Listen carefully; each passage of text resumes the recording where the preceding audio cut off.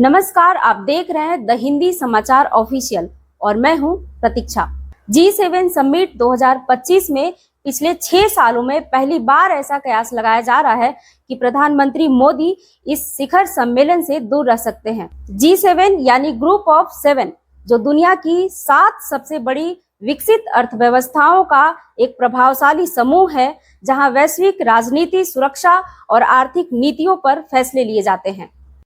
इस साल 51वां G7 summit 15 से 17 जून को कनाडा के कनानेस्किस अल्बर्टा प्रांत में आयोजित किया जाएगा।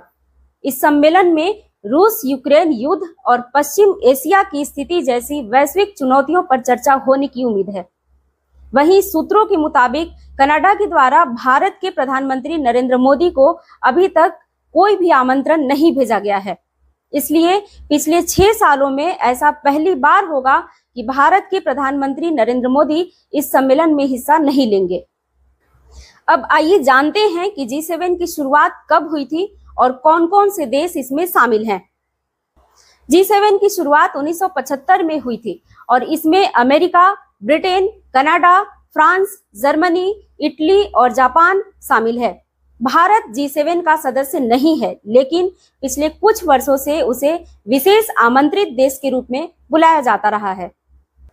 प्रधानमंत्री मोदी ने 2019 से लेकर 2024 तक G7 समिट में नियमित रूप से भाग लिया। उनकी मौजूदगी भारत की वैश्विक भूमिका और प्रभाव को दर्शाती थी, लेकिन इस बार अंतर्राष्ट्रीय व्यवस्थाओं और चुनावी व्यवस्थाओं को कारण बताया जा रहा है।